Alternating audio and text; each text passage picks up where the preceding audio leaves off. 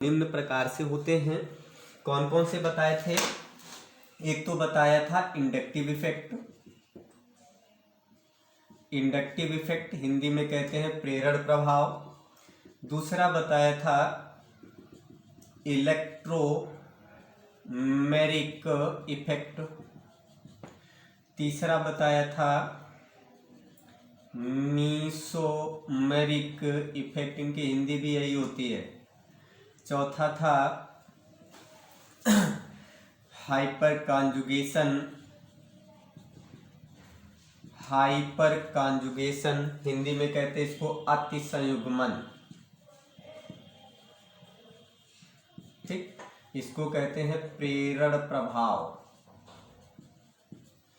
Next था resonance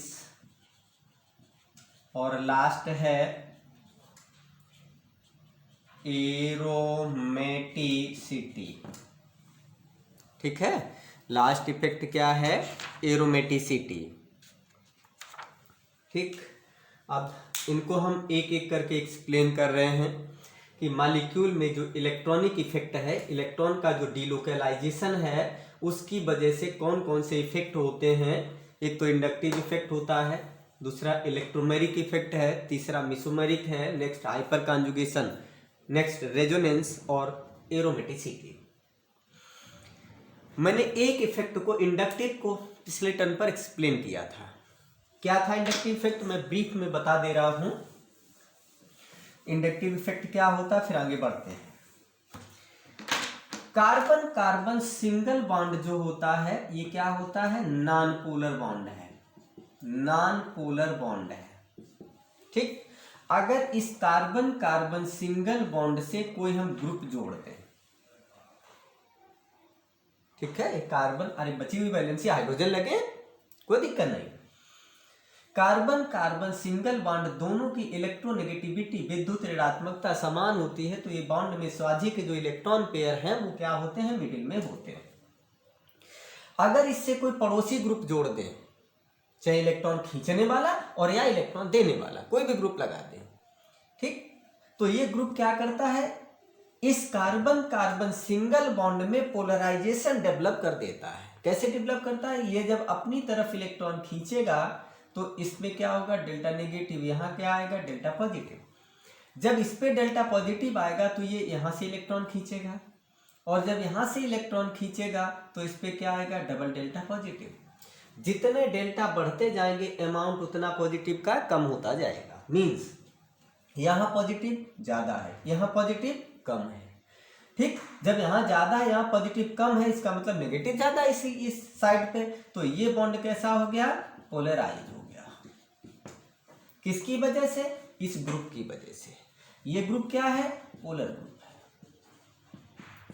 ठीक है, तो हम कह सकते हैं कि polarization of carbon carbon single bond, carbon carbon single bond non polar bond होता है। इस नॉन पोलर बॉन्ड में अगर पोलराइजेशन डेवलप कर दिया जाए किसी पड़ोसी ग्रुप के द्वारा, जुड़े हुए ग्रुप के द्वारा, तो इस इफेक्ट को कहते हैं हम इंडक्टिव इफेक्ट। ठीक है, और वो ग्रुप जो इस पोलराइजेशन के लिए रिस्पॉन्सिबल है, that group is called as inductive group. It is a permanent effect of polarization. ये क्या होता है? परमानेंट इफेक्ट है पोलराइजेशन का। क्यों? क्योंकि ग्रुप ऑलरेडी जुड़ा हुआ है। ओके स्टूडेंट, अब ये इंडक्टिव इफेक्ट को हम किससे इंडिकेट करते हैं? आई से इंडिकेट करते हैं। तो ये जो ग्रुप हैं वो दो प्रकार के हो सकते हैं। जो इंडक्टिव ग्रुप हैं, इंडक्टिव ग्रुप ये दो प्रकार के हो सकते हैं। एक तो प्लस आई, दूसरा माइनस आई। प्लस आई क्या होते हैं? Electron donating group,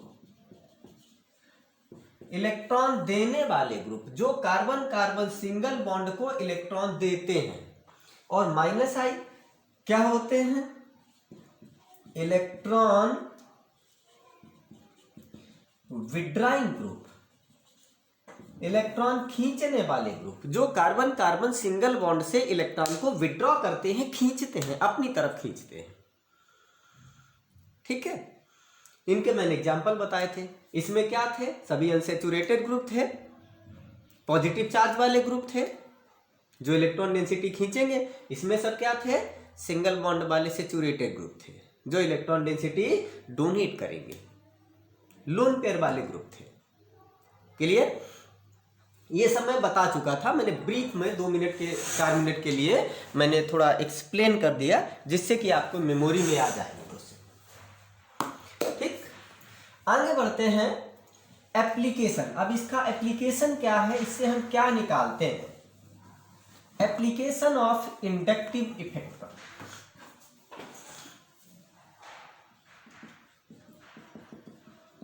application of inductive effect.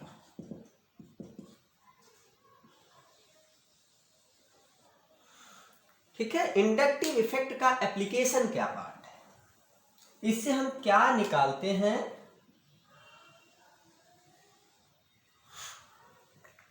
Application of inductive effect. तो स्टूडेंट्स सबसे पहला एप्लीकेशन है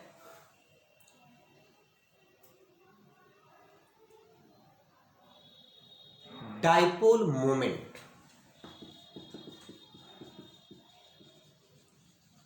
डाइपोल मोमेंट इंडिकेट करते हैं हम इसको म्यू से। ठीक है, अब डाइपोल म्यू होता क्या है, जैसे अगर हम ये कह दें कि ये HCl है, ठीक, तो डाइपोल मोमेंट जो होता है म्यू इज इक्वल टू होता है Q इंटू डी या Q इंटू आर, या इसी को हम कहते हैं Q इंटू आर। Q क्या है, इलेक्ट्रॉनिक चार्ज जिसकी वैल्यू फिक्स होती है 1.6 इंटू 10⁻⁻⁹ कूलम। ठीक है, ये इलेक्ट्रॉनिक चार्ज, एक इलेक्ट्रॉन पर चार्ज है, और ये R क्या होता है, distance between the two atoms means radius, ये दो एटम्स के बीच की डिस्टेंस है, bond length, not two radius, ये बॉन्ड लेंथ है। ठीक है, और डाइपोल मोमेंट एक वेक्टर क्वांटिटी है, इसके पास क्या होता है, डायरेक्शन भी होती है और मैग्नीट्यूड भी होता है। मींस अगर हम HCl का डाइपोल मोमेंट देखें तो HCl का जो डाइपोल मोमेंट है towards the more electronegative atom, HCl का जो डाइपोल मोमेंट है किधर होता है, towards the more electronegative atom, more electronegative atom की तरफ होता है। क्लियर बेटे? चलिए, तो अब हम निकाल सकते हैं इसको। अगर बॉन्ड लेंथ डिस्टर्ब होगी, क्योंकि ये तो इलेक्ट्रॉनिक चार्ज एक कांस्टेंट क्वांटिटी है, बट अगर बॉन्ड लेंथ चेंज होगी, आइटम अगर चेंज होगा तो बॉन्ड लेंथ चेंज होगी, और बॉन्ड लेंथ अगर चेंज होगी तो डाइपोल मोमेंट क्या होगा, चेंज होगा। क्लियर है? तो हम कह सकते हैं, इसका एप्लीकेशन पहले देखिए क्या होता है कि as the inductive effect increases, as the inductive effect increases across a bond, across a bond, comma, dipole moment also increases, dipole moments also increases। ठीक है, जैसे अब एग्जांपल देखो, as the inductive effect increases, जैसे जैसे inductive effect increase करेगा वैसे वैसे डाइपोल मोमेंट इंक्रीज करेगा। और इंडक्टिव इफेक्ट कैसे इंक्रीज करेगा, दैट इज इंडक्टिव इफेक्ट जो है वो directly proportional to electronegativity of atom. जो इंडक्टिव इफेक्ट है वो एटम की इलेक्ट्रोनेगेटिविटी के डायरेक्टली प्रोपोर्शनल होता है। मींस एग्जांपल देखिए, अगर इलेक्ट्रोनेगेटिविटी एटम की बढ़ेगी तो डाइपोल मोमेंट, इंडक्टिव इफेक्ट बढ़ेगा, इंडक्टिव इफेक्ट बढ़ेगा तो डाइपोल मोमेंट बढ़ेगा। मीन्स देखो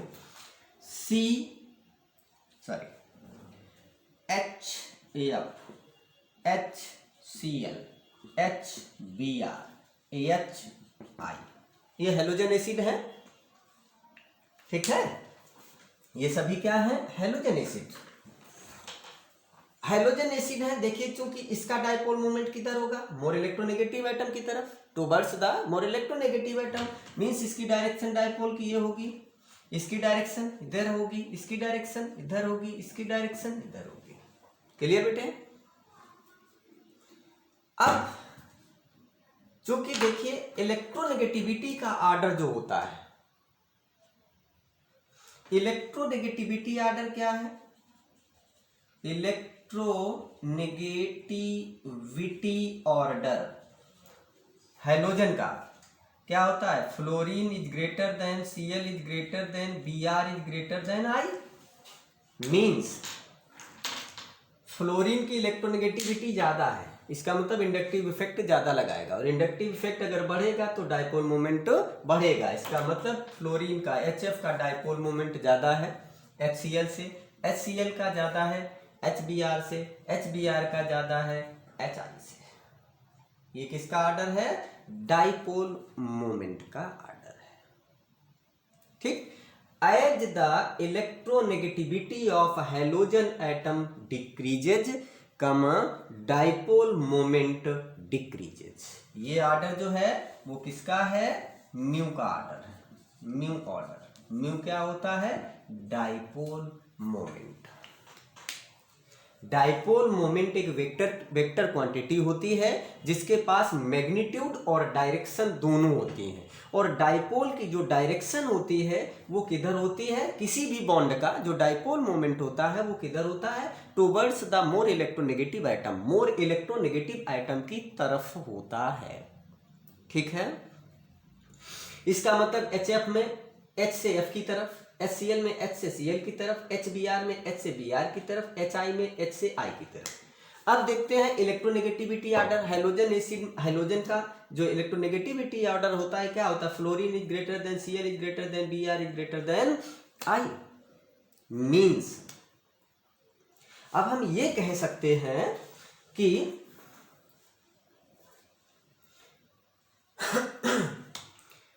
fluorine is more electronegative, have great impact of inductive effect, hence more is the dipole moment। Means HF is greater than HCl is greater than HBr is greater than HI। Okay बेटे, ठीक है, समझ में आ गया?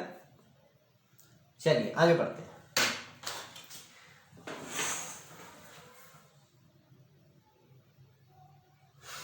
दूसरा application देखो,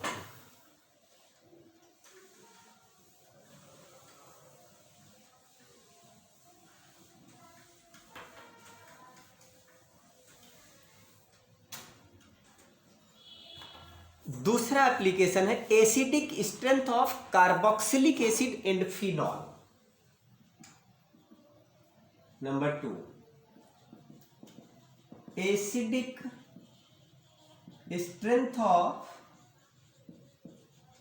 carboxylic acid and phenol.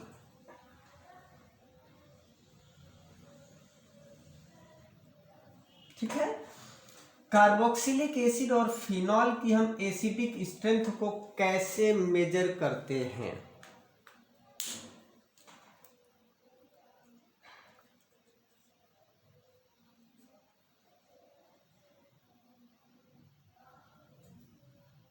देखिए, इसके कुछ पॉइंट्स हैं वो याद रखिए, और उससे हम एक कॉमन चीज है उससे हम निकाल लेते हैं। कैसे? देखो,